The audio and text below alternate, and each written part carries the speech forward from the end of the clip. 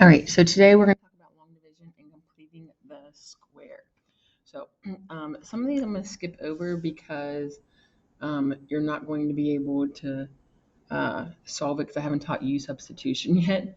But I'm going to go ahead and go over the ones, at least how we split it up and how you use long division. And then when we go over U substitution next week, I'll teach you how to finish these problems out. So if you remember, so first we're going to use this when the numerator is greater than or equal to the denominator. So when the exponent's here, x squared over x over x, we would use it x squared over x right here. So we're going to use it when the top is equal to or greater than the bottom. So when we start these here and we do long division, or sometimes we're going to use little tricks. Like the first one I'm going to use a trick on, the second one's long division, the third one's going to be long division, and so on.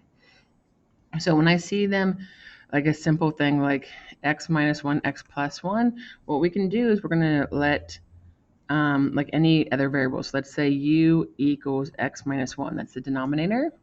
And that would tell me that u plus 1 equals x. And I'm going to use this fact to go ahead and solve a bunch of these problems.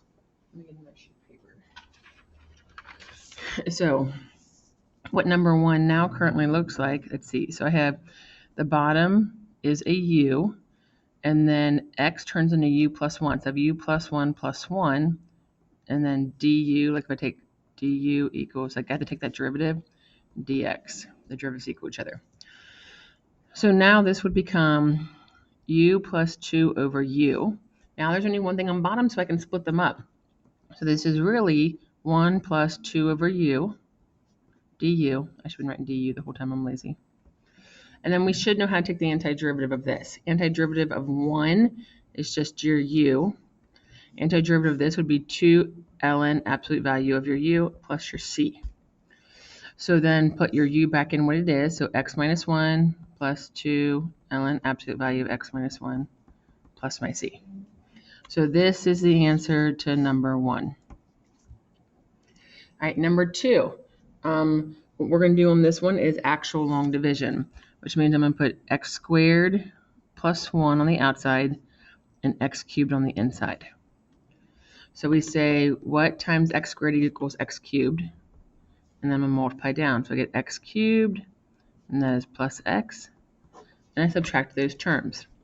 So x cubed minus x cubed is 0. 0 minus x gives me a negative x. So then remember, whatever your remainder is, you put over what you were dividing by. So number 2 now looks like x minus x over x squared plus 1.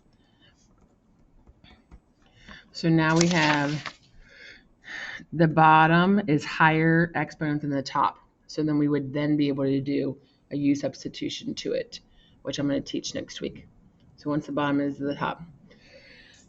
All right, number 3. Again, I'm going to do long division to it. So I say, what times x gives me x squared? So that's going to be an x there. So multiply that out, I get x squared plus x. Subtract them. It gives me negative x. So I'm saying x times what would give me negative x? That's a negative 1. So then multiply, I get negative x minus 1. Subtract those cancel and gives me a positive 1. So this is a remainder over what we were dividing by. So number 3 is going to look like this. X minus 1 plus 1 over x plus 1. So now you should pause the video and try to take the antiderivative of this. And then after you have taken it, unpause it and make sure that your answer matches mine.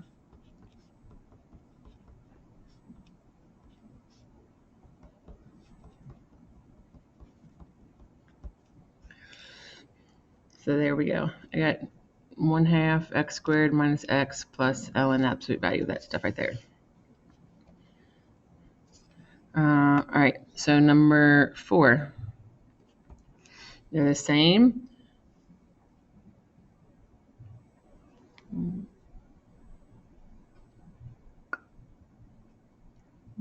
So you could either do long division on this one. I'm noticing it's just x squared and x squared. So what I'm thinking in my head when I'm pausing is that I might try u on here.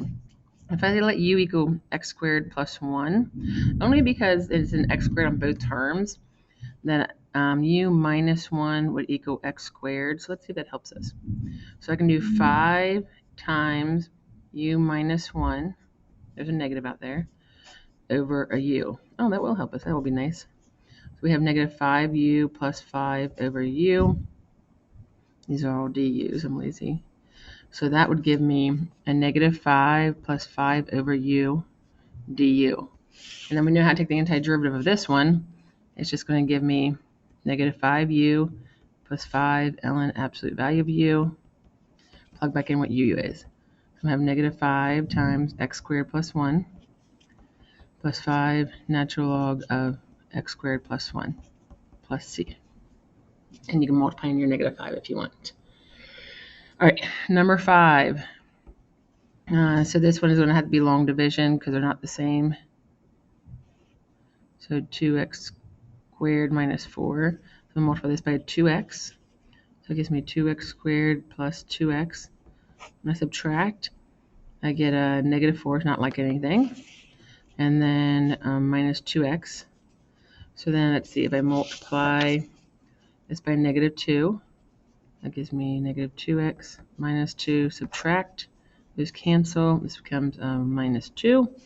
So then I'm going to put that over what I was dividing by. So what 5 turns into is 2x minus 2 over x plus 1. So antiderivative of this is going to give me an x squared minus 2x minus 2 ln absolute value of x plus 1. Right there. All right, and then number 6 is just a regular u substitution on there. So let's talk about completing the square now. So in order to take the antiderivative of these, we're going to have to just practice completing the square on the problems. So our first problem here, to complete the square, if you remember, I have x squared plus 4x, and then I'm going to have plus 8 back here. So what I need to do is, I'm not going to have the plus 8 there, but whatever. So I need to take half this number squared, and that's what's going to complete the square for me. So half of 4 is 2, so 2 squared is 4. So I need a plus 4 here. So there's a plus 4 here. There's only 4 left back here now, because 4 plus 4 makes 8. So this is my completed square, and that's whatever's left of it. So this right here, I'm going to rewrite that as 1 over, that's going to be x plus 2 squared with a plus 4 back here. And then we're going to be able to do a u substitution for this problem. We're just going to work on completing the square right now because you don't know u substitution yet. All right, so let's see down here. I'm going to turn this paper over. So number 1, to complete my square. So t squared minus 10t. So half that middle number squared would be 5. That would be 25. So I need 25 of it over here to complete the square. And 6 and 7. So I have a plus 7 back here. So what that's going to look like is 1 over t minus 5 squared plus 7. I have then completed the square. Let's look at number 2.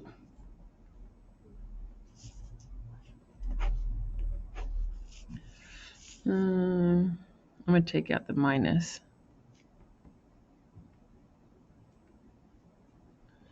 So we'll take that. So let's see, half my middle number squared is going to be 3, 9. So I need to have a 9 over here.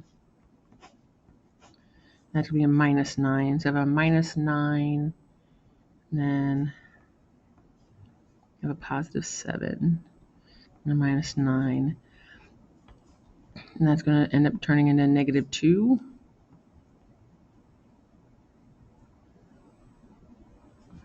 I might have written that wrong. No, wrong way.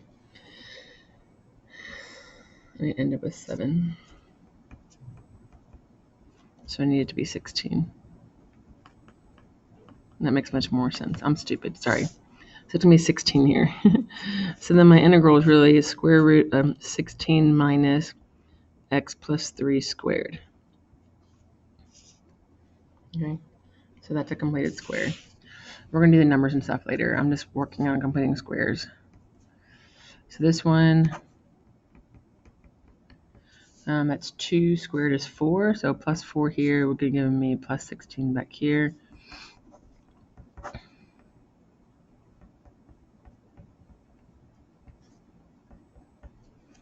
So there's a completed square. All right, let's try 4. That's the one that tricked me up before. Let's try this one. So let's see. This is going to be 1 over square root of, I'm going to take out the negative again. So half my natural number squared, so I need to have a plus 1 back here. So that's really a minus 1. So it has to be 3, and I have a minus 1. So I have a 4 out in front now.